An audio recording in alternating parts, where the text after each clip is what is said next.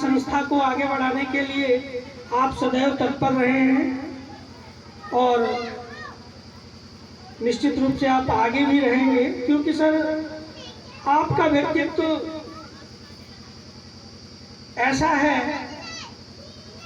कि नौकरी में रहते हुए आपने समाज के लिए निरंतर अपना योगदान दिया है।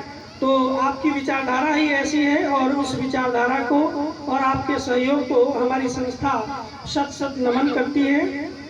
बहुत बहुत धन्यवाद सर आपका। अब कार्यक्रम को आगे बढ़ाते हुए हमारे मंच पर विराजमान विशिष्ट अतिथियों से एक एक करके मैं निवेदन करूंगा कि वे आज के कार्यक्रम विश्व पर्यावरण दिवस के अवसर पर हमारे गांव समाज को, हमारे बच्चों को, ग्रामीण समाज को जागरूक करने हेतु दो दो शब्द बोलें तो हम सब उनके अनुग्रहित रहेंगे। तो इस क्रम में मैं जो है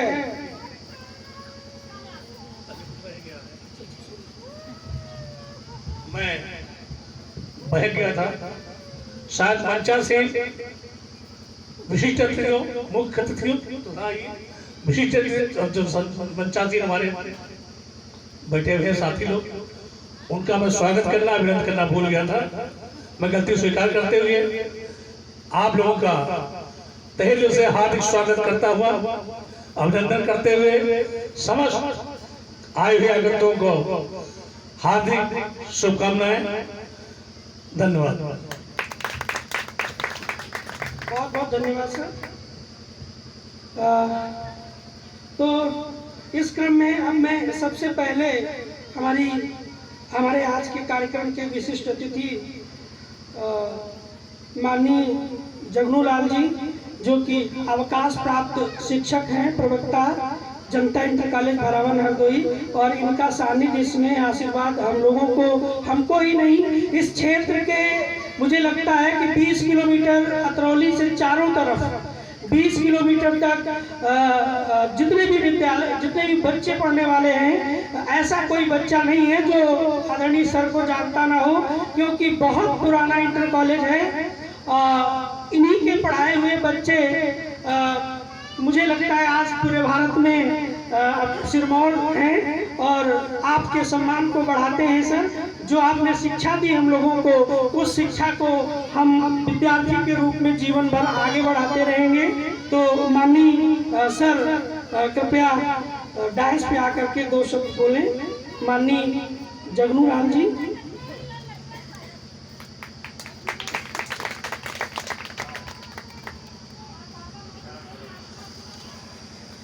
आदरणीय मुख्य अतिथि और वेलफेयर फाउंडेशन के डॉक्टर साहब, आए हुए सभी सम्मानित व्यक्तित्वशाली लोगों,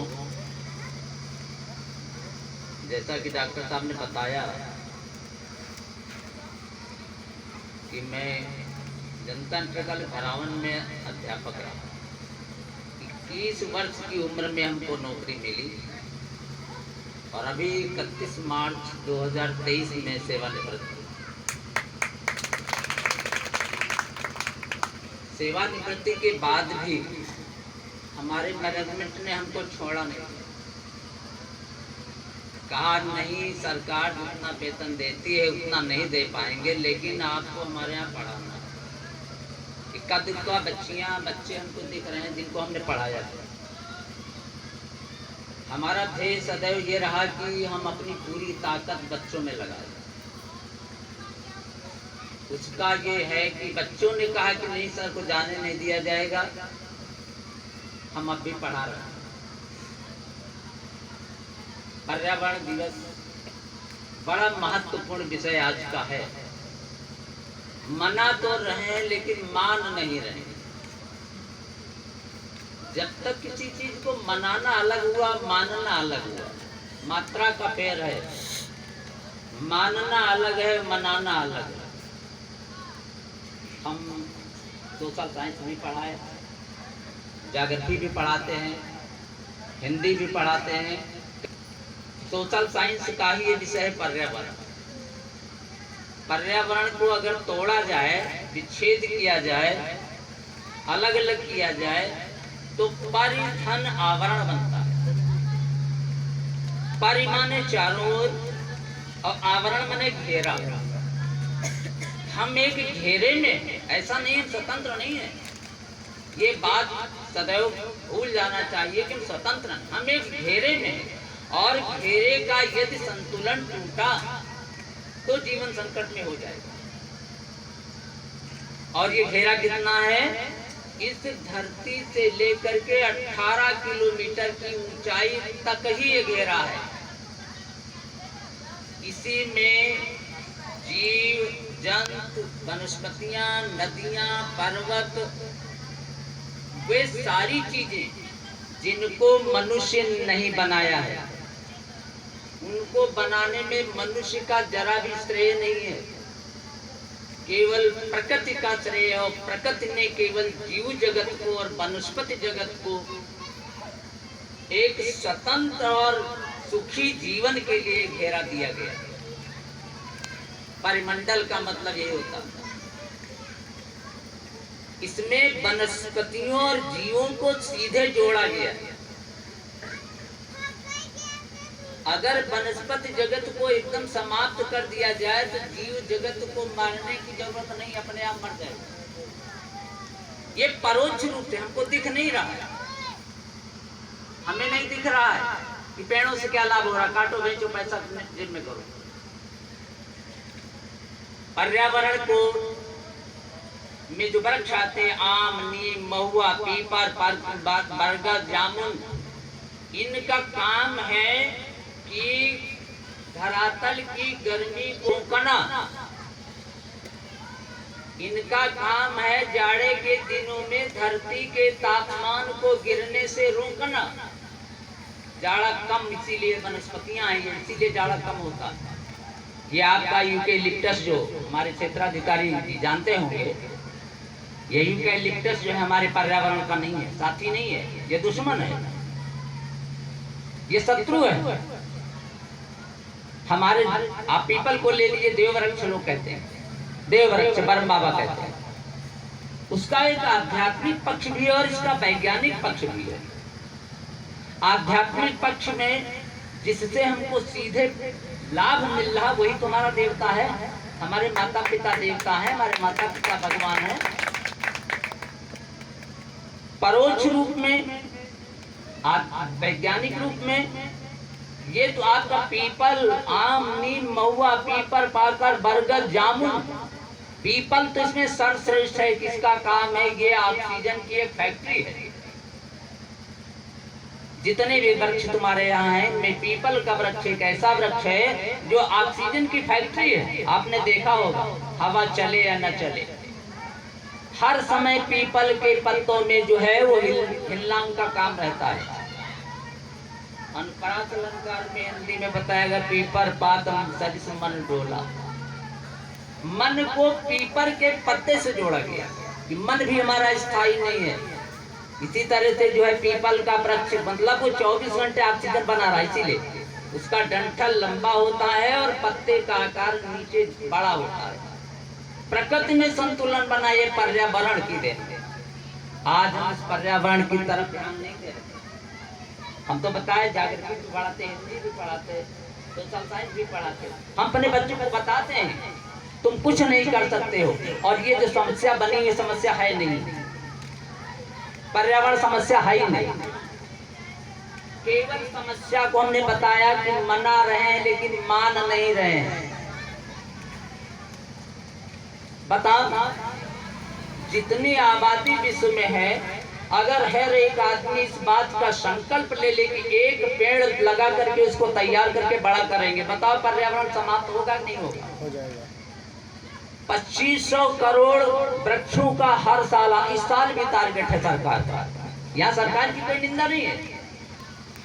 एक गिलास का पैसा जो है आवंटित होता है 25 रुपए, 30 रुपए, 50 रुपए पेड़ खरीदा जाता है नर्सरियों से, 10 रुपए, 5 रुपए के प्रधानों को दिया गया, बीडीसी को दिया गया, ब्लॉक प्रमुखों को दिया गया, सबके जिम्मे उसका आवंटन हो गया। पलट करके कोई देखता ही नहीं। उसका जो 2500 करोड़ पेड़ों का टारगेट था, उस टारगेट में एक भी बचा कि नहीं बचा? क्या जिम्मेदारी जनता की नहीं, सरकार की ही सब जिम्मेदारी है? जनता की भी तो जिम्मेदारी है। मानना का मतलब यही है। बच्चों को हम तो सिखाते हैं कि कुछ नहीं कर सकते बेटा, घर के आंगन में, घर के छत के ऊपर एक जो है वो तुलसी का पेड़ लगा। एक तुलसी का पेड़ लगाने से एक मनुष्य के जीवन की सुरक्षा हो जाएगी नहीं हो जाएगी? तो कहाँ पर्यावरण रहा? लेकिन कर नहीं रहे। और इसका कारण ये है, इसका परिणाम ये निकल रहा है आज भी कि बताओ इतने लोग बैठे, बहुत भीड़ तो नहीं है। कौन ऐसा घर है जिस घर में कोई हाथ उठावे कि जिसके घर में दवा न लाई जाती है? कोई ऐसा बता दे कि मेरे घर में कोई दवा कभी नहीं खाई जाती है? ऐसे ऐसे रोगों का जो है वो जन्म हो रहा है जिसमें विज्ञान भी फेल है, वैज्ञानिक फेल है, डॉक्टर फेल है। डॉक्टर कह देते पता नहीं क्या चीज है। कारण क्या है? हमारा पर्यावरण, जो पर्यावरण है, वो जो आवरण है, घेरा है, उसकी मान्यता हम नहीं मान रहे हैं, हम नहीं दे रहे हैं। क्योंकि प्रकृति को पालने की जिम्मेदारी मनुष्य को दी गई है और उस प्रकृति को पालने का दायित्व मनुष्य निर्वाहन नहीं कर रहा है। ये जन जीवन कभी भी जो है वो संतुलन में नहीं होगा और इसको ठीक करने का कोई विकल्प आदमी के पास नहीं है। हम एक पेड़ लगा लें, जैसे सर ने बताया कि हमारे पास जमीन नहीं है, ऐसा नहीं। एक पेड़ लगाने के पास ऐसा कोई है ही नहीं जिसके पास जमीन है। हम करना नहीं चाहते। जो हमारे लिए जीवन के लिए उपयोगी है, ये सांसें जिसकी बदौलत चल रही हैं, उन सांसों को पोषित करने का हम कार्य ही नहीं कर रहे हैं। हम भौतिकता में जकड़े जा रहे हैं। सरकारें भी उसी में चल रही हैं, सरकारों का भी वही हाल है। जल का काम क्या है? प्रकृति ने जल दिया, जाड़े में गर्म, गर्मी में ठंडा। क्यों? जीव के लिए, कि जीव जो है आराम से इसको पिए, गर्मी में ठंडक से बचे। हमारे कच्चे मकान देखो, गर्मी में ठंडे और ठंडक में गर्म। गांव गांव आरसीसी आरसीसी आरसीसी, तो इसका तापमान तो बढ़ना ही बढ़ना है, इसको कोई रोक नहीं पाएगा। इतना तापमान इस धरती के ऊपर हो जाएगा आज के 25 साल के बाद कि जीवन दूभर हो जाएगा सबका। हम कर नहीं रहे, हम करें। ये पर्यावरण दिवस के ऊपर हम इस बात का संकल्प लें, कसम खाएं कि हम एक वृक्ष जरूर लगाएंगे। बालक को सेने का कार्य जो किया जाता है, वही वृक्ष को पालने का कार्य किया जाता है। हम बालक के भविष्य की तरफ चिंतित हैं, लेकिन पर्यावरण की तरफ नहीं चिंतित हैं कि यही आने वाला समय जो होगा, जिसमें हमारा बच्चा बड़ा होकर के सयाना होगा, उसके लाइफ का क्या परिणाम होगा। हम इन्हीं शब्दों के साथ हम जरूर अपेक्षा करेंगे। हम अध्यापक हैं, हम बता रहे हैं हम एक पेड़ हर साल लगाते हैं। चलो हमारे दरवाजे देखो, चलेंगे दिखाएंगे, ऐसा नहीं है। हम एक पेड़ हर साल लगाते हैं, चाहे आम का लगाएं, चाहे नीम का लगाएं, चाहे महुआ का लगाएं, चाहे पीपल का लगाएं। चलिए हम आपको अपने दरवाजे दिखाएंगे। हमारे दरवाजे जमीन भी थोड़ी बहुत है और जहाँ कहीं है हम यूकेलिप्टस नहीं लगाते। एक मजबूरी हमारे सामने है, जब पड़ोसी पेड़ के किनारे लगा देता है तो हमें लगाना पड़ता है, लेकिन कभी भी हम नहीं लगाते। हमारे दरवाजे कम से कम 4-5 आप आम के पेड़ देखेंगे लगाए हैं। तो ये सब काम सब लोग करो, ये कोई कठिन थोड़ी है, कोई कठिन नहीं है। हम केवल अंग्रेज ये कह गए थे कि हिंदुस्तान के लोगों को हराम का खिलाना सिखा दो, फिर आराम से शासन करो। यहाँ आदमी कुछ करना नहीं चाहता। देखो कितनी जो है रैयत रियासत बट रही है। हम बुराई नहीं कर रहे हैं, सरकार बहुत कुछ कर रही है, हम कुछ नहीं कर रहे हैं। सरकार ने आवास दे दिया 1,20,000 का, 3 लाख रुपए, 3.5 लाख रुपए का आवास आराम से हमने बनवा लिया। इसके बाद हम कुछ करना नहीं चाहते हैं। अरे मेहनत करो, जब तुमको जो दुर्लभ चीज जी आवास, मूलभूत आवश्यकताएं मनुष्य की 3 होती हैं, भोजन वस्त्र मकान, और तीनों की जिम्मेदारी सरकार लिए हुई है। बच्चों की पढ़ाई में तो कपड़े लो, रहने के लिए मकान लो, लेकिन इसके बाद कमा करके कोई आदमी अपने आवास को डेंट पेंट प्लास्टर माटी से नहीं लगा सकता। हम आक्रमण होते जा रहे हैं, जबकि पूरी सृष्टि में मनुष्य ही एक ऐसा प्राणी है जिसको कर्म करने के लिए हमें भेजा गया, और कुछ नहीं, और कुछ नहीं। कर्म करने के लिए भेजा गया। किसी को हाथ दिए गए, सुअर को हाथ दिए गए, बैल को हाथ दिए गए, ये सब मनुष्य के आश्रित जीव थे। देखो गायों की दशा, ये हमारी समझ से आया।